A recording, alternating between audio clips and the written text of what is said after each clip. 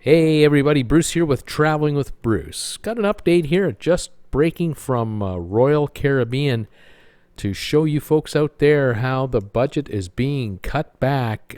Cruise lines are right now chopping budgets left and right. So are the airlines, so are the hotels, car rental firms, you name it. All businesses across the world are cutting back expenses. Now, Royal Caribbean just made an announcement regarding refurbishment delays. Let's get into that here in 1 second. Thank you, everybody, for subscribing to my channel. Thank you for giving my videos thumbs ups. Thank you for your comments. Thanks for joining me on Traveling with Bruce on Facebook, the Facebook group page. Holy moly, we're at 2,500 followers.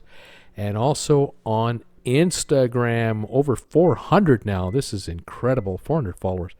All right, here's the story just released. It's March 20, 2020, and Royal Caribbean has just announced that the Allure of the Seas, which this ship right here, of course, is the Symphony of the Seas, but the Allure of the Seas was going to look a lot like the Symphony of the Seas. Unfortunately, the dry dock in Cadiz, Spain has been postponed. $165 million dry dock over 52 days has been canceled. Spain is on a full-blown national lockdown as it is, and so the contractors really wouldn't be able to get there right now. They're coming in from around the world. Parts are probably partially there and probably not there, so they'll probably just put everything in storage and wait it out, and in the meantime keep the majority of that $165 million budget in the treasury of the company. The other ship that has been delayed for a refurbishment is Explorer of the Seas. It's a ship that Jennifer and I were on. The Explorer of the Seas was to have a $110 million refurbishment this year.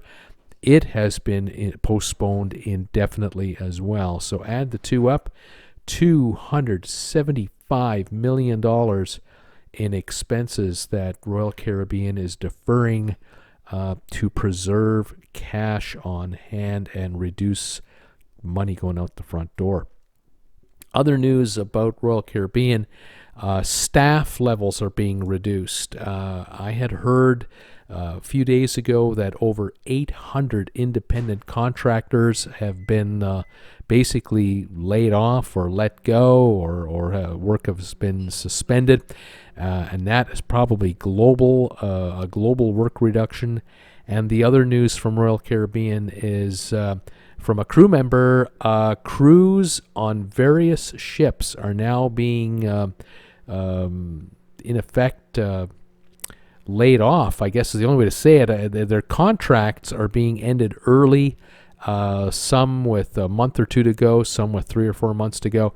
A whole bunch of Royal Caribbean employees that run the retail stores, running the casinos, probably running a lot of the room servants, room stewards. A lot of these folks, they're not tending to any paying passengers right now, and they may not be tending to paying passengers for quite some time, because we know the shutdown is supposed to be until April, just next month, but this might go another month or two. And even when the ships come back into service, it might well be that Royal Caribbean only brings a partial fleet back up into running, because the numbers are so bad with regard to cancellations that these ships might only be half full for the first month or two, or even 3, when they are redeployed, and they won't need the full staffing levels that they had when the ships were at 108% capacity, for example. So